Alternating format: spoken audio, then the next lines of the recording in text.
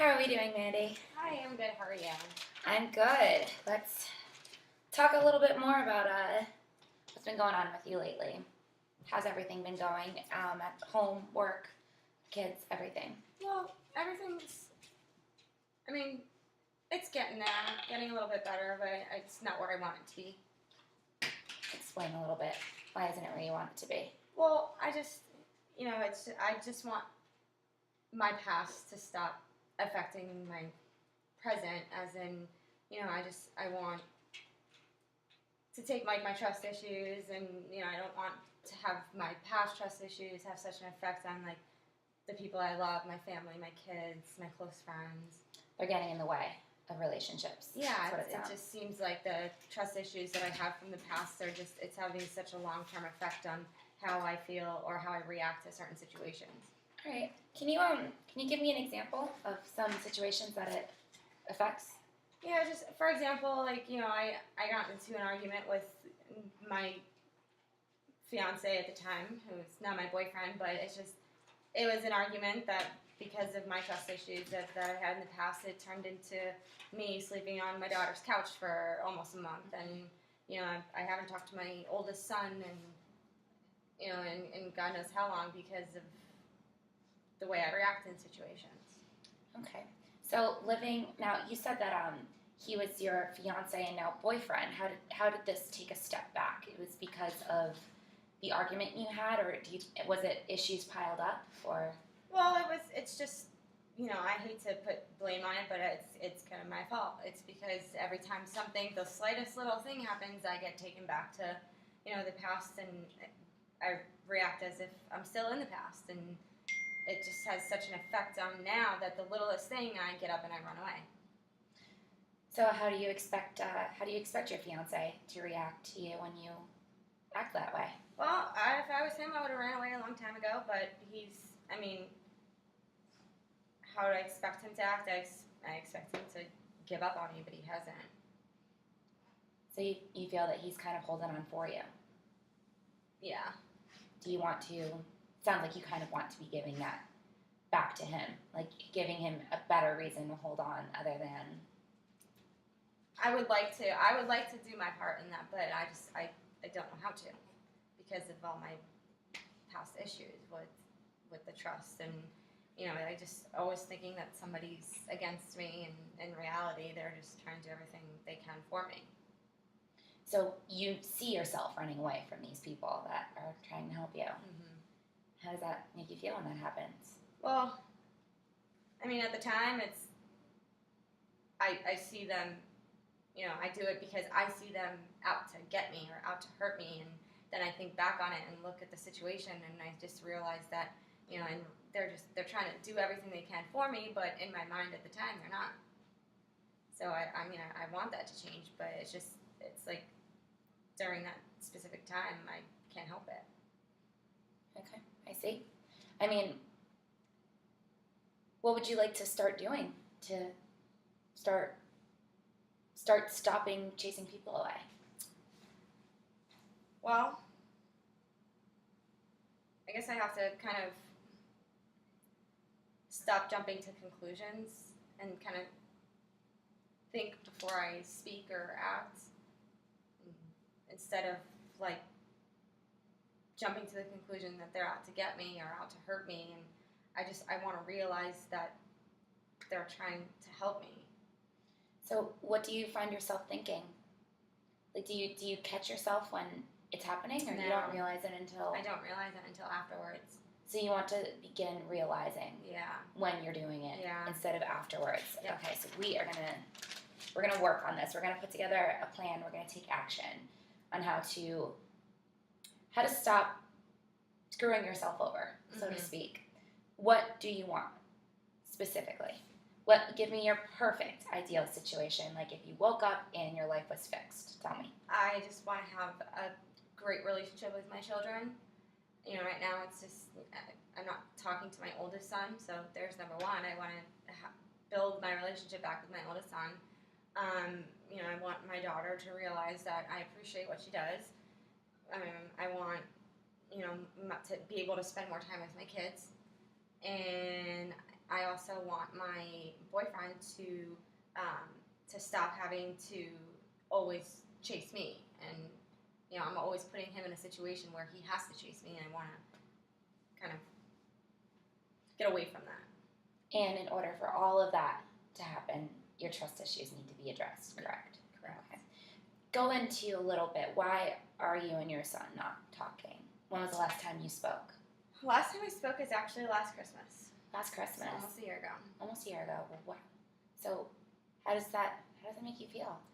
I mean, it hurts, and it's, I guess because of the way that I've been to everybody else, not just him, it's because of the way I am with my boyfriend, and he sees that, and it bothers him because of, I'm kind of a short fuse with anything that happens.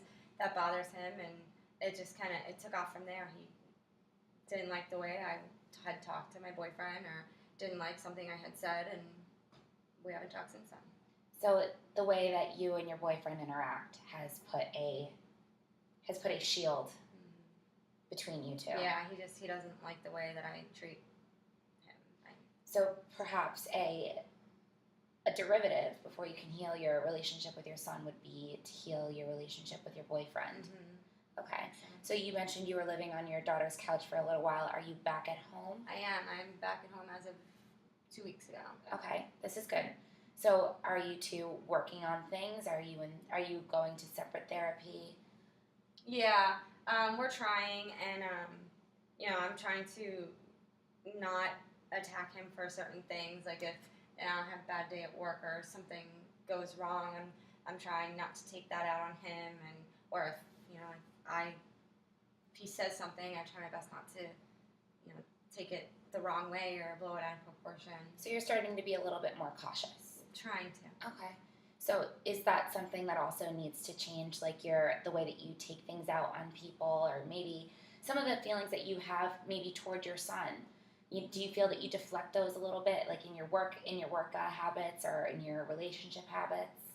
Yeah, I would say so. I mean, some more than others, but the relationship I have with my son is definitely affecting a lot of things. Okay. So what do you think could help change? I guess in addition to thinking about, the situation at that time before I react or before I say something, and I guess I could, maybe try to figure out how to not take things out on others, or how to letting something that happened a few hours ago affects where I'm at right now, or who I'm with at the moment. Okay. So you want to start thinking more of a here and now instead of exactly, bringing work drama home with you, or or even your relationship issues into work, or when you're out with your family, or sitting down at lunch with your daughter, like you want to be able to separate those two. Yeah.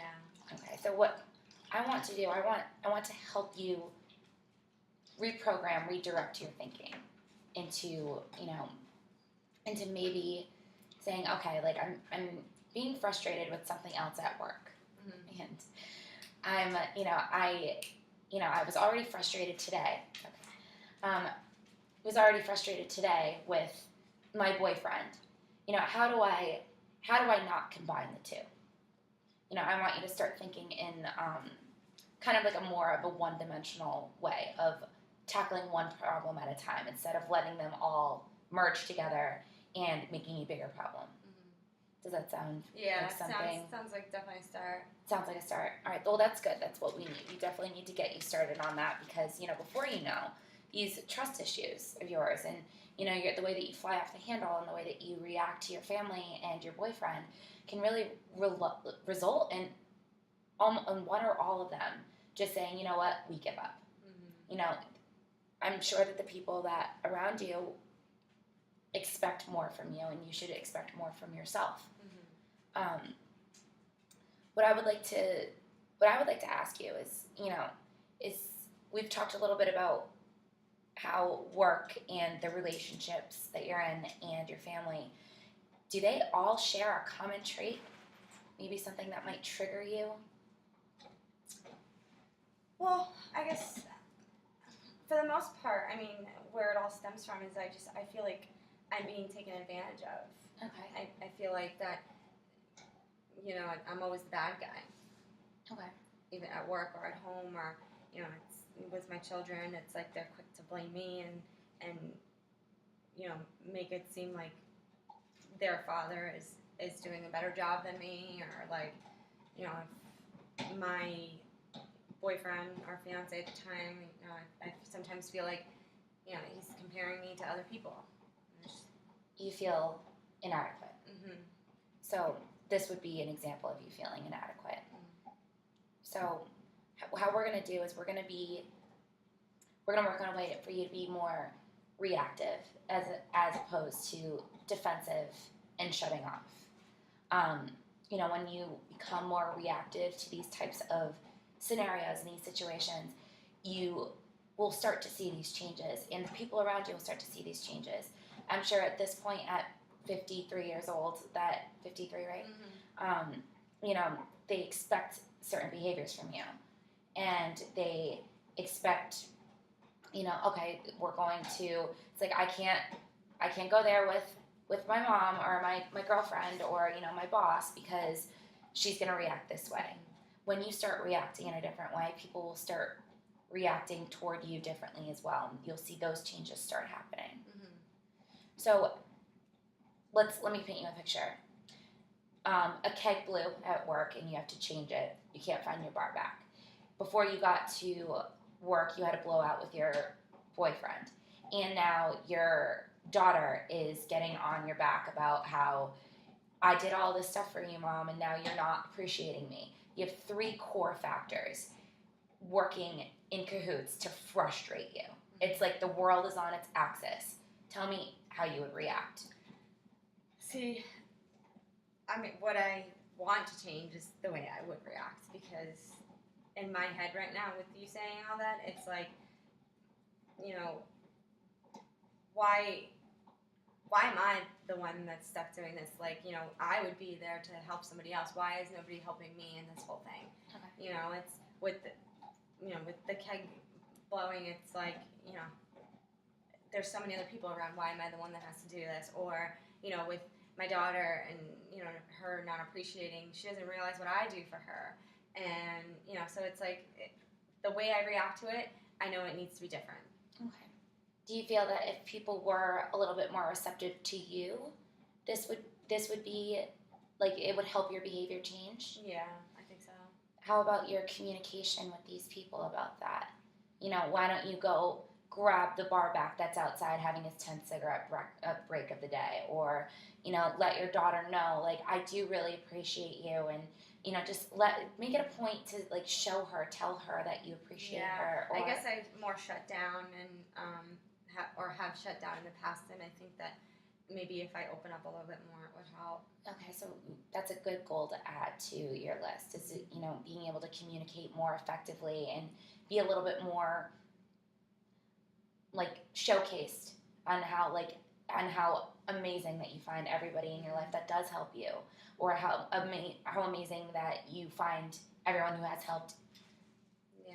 You know, I guess showing my appreciation is something I could work on.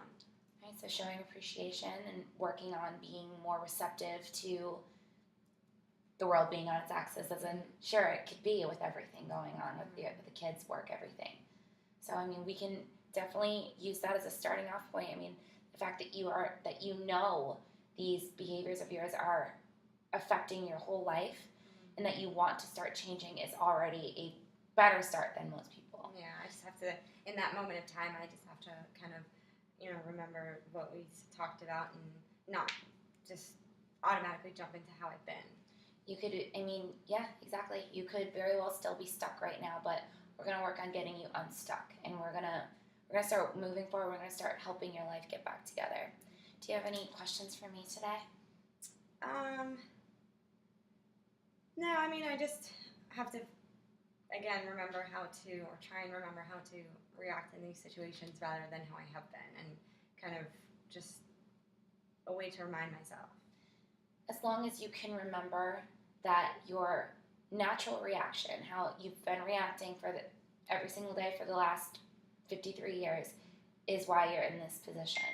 Once you start thinking of like, I'm going to explode, or I'm going to go off, or I'm going to say something, or I'm in one of my moods, you have to learn, we're going to work on relaxation, we're going to work on how you communicate your frustrations in a healthy way, and we're going to work on basically just turning this around. Okay. We're going to be able to do that together, okay? Okay. Okay, well, thank you very much. I'll see you Thank next you week. so much.